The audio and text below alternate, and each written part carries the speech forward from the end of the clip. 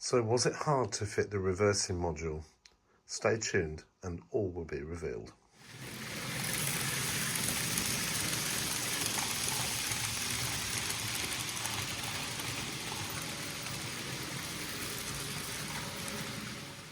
Well, good evening everyone and welcome back to Piccadilly. Now, I don't know whether you can tell, but all the track is down. And I mean all of it. I found some points. You'd never believe it, would you? But anyway, so I bought a couple and I found the rest. They were buried in a box somewhere, but there we go. That's the way life is. So I'll take you around and show you what I've done. So this bit now is ready for a station. Not going to reveal what that is yet. Now, I was a bit concerned about this gap here. And you'll probably see this line. Originally, the track came over here and came in very shallow from that point. And I thought, this doesn't look quite right. So I ended up moving it, and hence a slightly sharper curve there than I would have absolutely preferred. But I think that'll be just enough to put some trees in there or do something. I'm not totally sure what. I've got to look at the station a bit more. I've got a feeling that this is probably more closed in and this is a little bit more open. So I'll have to come to some kind of compromise with that. So let's go around and look at the other side. So starting off where we've just come from, the second station appears in this area here. So obviously that's quite a nice straight run in there. So both of those are single platform stations. And then obviously we come round here and straight down this area here into New Mills. Now, obviously that is a nice, beautiful run now into New Mills. And you'll probably notice I've straightened the track. There is a slight, I'm not sure, dog leg, I suppose you could call it. I don't know whether you can tell. If I move the DMU and the coach out the way, you'll probably be able to see what I mean. So the track does sort of dogleg off slightly to the right. Now, the only way I would rectify that would be to take the whole station up. And to be honest with you, I think that's going a little bit too far. I might have to cut this one back a little bit more because you can see that coach there's a bit of gap here. So I might have to trim off, say, another couple of inches off that. But that's nothing. To be honest, I can soon sort that out. But at least that's in. The siding's in. And that's about as much as I can afford in terms of space, because obviously we're then touching on this area down here and I want to create an embankment to come down to this point and obviously some kind of bridge entrance. So that's in. So that works well. And then we come round to this area, which is pretty much what you saw in the last video. I'll just move that out the way and move the Voyager as well. So that bit hasn't changed much at all, but there have been some slight changes down there. So I'll just take you over there to show you. So you might be thinking, what's changed over here? Well, not a massive amount, to be honest. It was more to do with the fact that the trains weren't running particularly well. And I don't know whether you remember it, but there was lots of bitty bits along here. There must have been 3, 4, 5 pieces of track in this section, and it wasn't running well. So what I've got now is I've changed this to, there's a 4th radius piece in there, set track. Then we've got a flexi piece there, and there's another piece of 4th radius in there. And that does appear at the moment to be running a lot better than it did.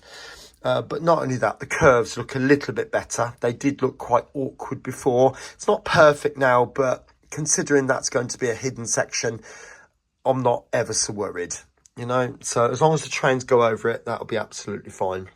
Now, on an electrical front, all this was running. I connected up the power, so trains were coming up to this point. Obviously, they weren't coming any further because you've got plastic fish plates along on all the points. So you probably see I've reconnected all of these to there, and I've connected this part. If I just take that off and push that around. So this has been connected to this point, to that point there. But this point, you can see the same demarking lines So double line with an arrow. Double line with an arrow. It's not powered from there all the way around and back again. So they're not powered, that's not powered, but New Mills always has been. So actually, New Mills is already powered up to there. Again, you see the same mark. You think, well, what's that all about? Well, this is going to be a reversing loop. Well, you're going to have to forgive me because I've got the lurgy and my voice seems to have gone a little bit strange at the moment, so hope you can understand what I'm saying. But if you follow the blue and the brown marks going around the track, you can see on the left-hand side, the left leg, the brown is on the left side and the blue is on the right side. But as it goes round the teardrop, then it swaps over. So when it comes to join up, obviously you're going to have brown touching the blue and the blue touching the brown. And therefore, that's going to create a short circuit. So how do we do that? First job then is to start getting out some of these boards. So obviously I need to make some cuts at this point, remove some of the fish plates, and then we'll start removing some of the sections. So I'll catch you up with that shortly. Yes, well, that might seem a bit of a setback. I've cut the rails there, as you can see, and removed sleepers. So it looks a little bit devastating in places, but it needs to be done so I can lift these pieces out, because it would be so much easier if I can then put the wires on the back. And some of you might have said, well, why didn't I do it at the beginning? Why? I forgot. It's as simple as that. I didn't think about it. So I've got to do it now.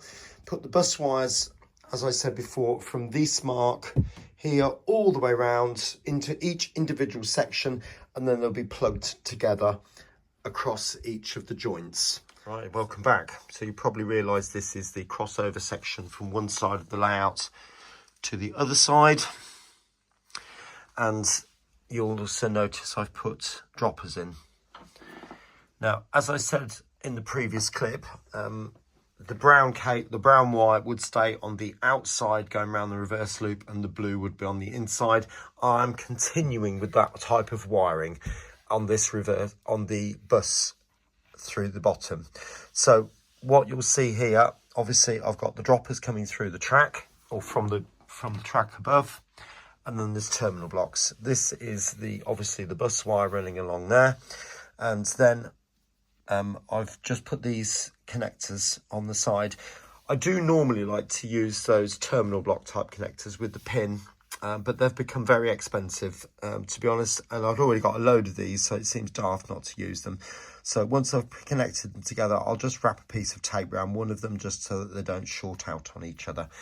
But that should be absolutely fine. So I'm going to continue to do that. Oh, by the way, I've labelled them as well, reverse loop. So I'm going to continue to do that on every board.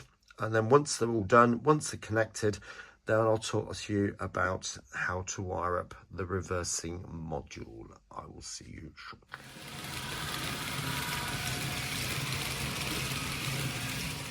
Well, it's me again with a dodgy voice, I'm afraid.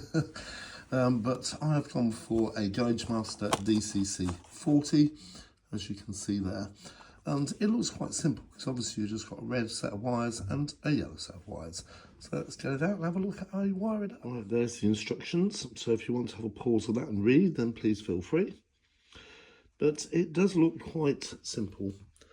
Now notice we've got red wires going to the existing track bus, and we've got yellow wires going to the reverse loop sections. And that's why I feel it's really important to label everything so you know what is what. But these bits here are insulated joiners, so plastic fish plates, if you like. So I'll just go and show you where they are on my layout.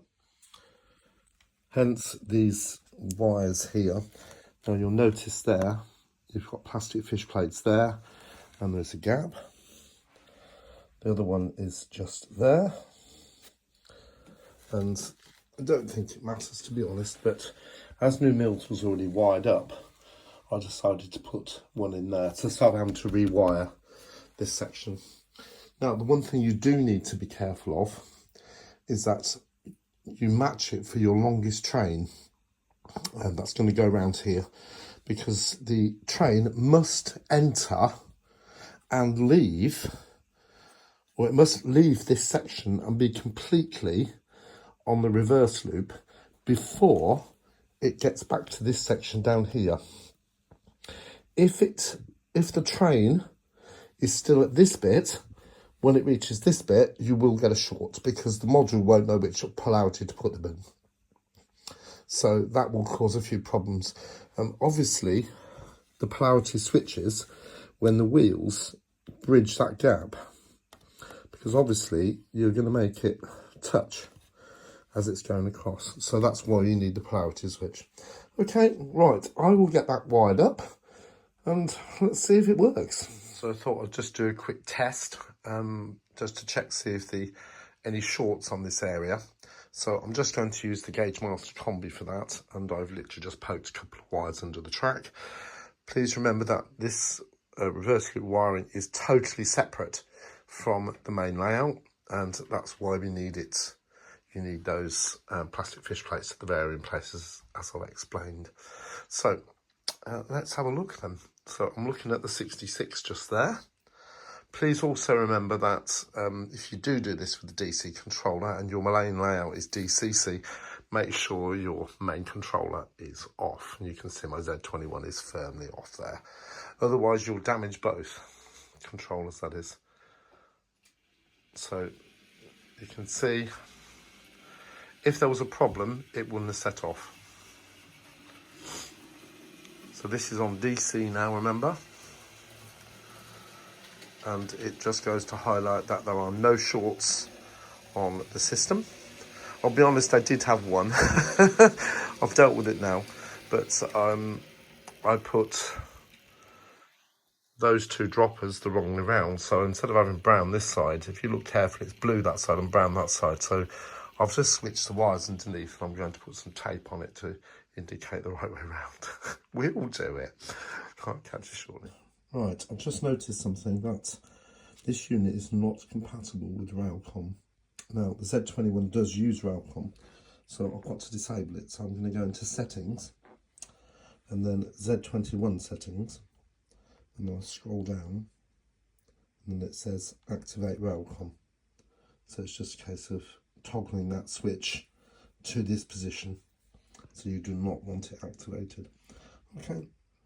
Right, there it is. So you can see I've got the reversing loop coming to this block and then going to its connector there and off to the next board.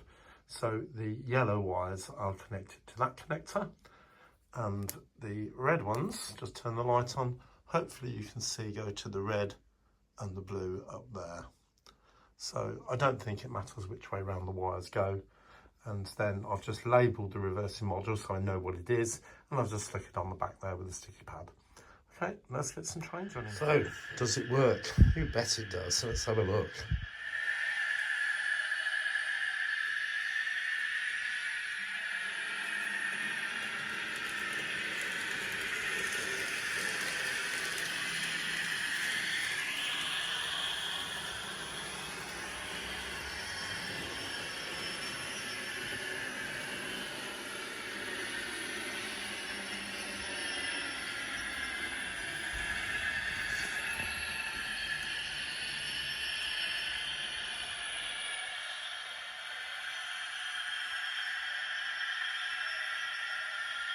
Not done that very well, have I?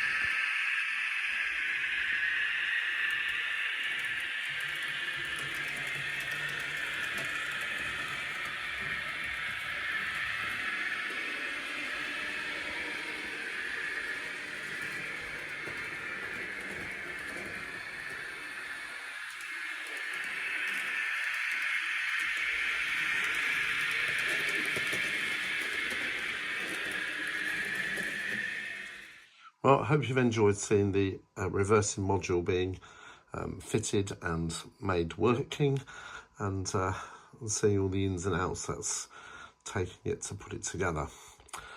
Sorry there's not been many trains running on it. I just don't feel up to it, I'm afraid, so please forgive me for that, but hopefully in the coming videos. Anyway, you just take care of yourself and I'll catch you soon. Bye for now.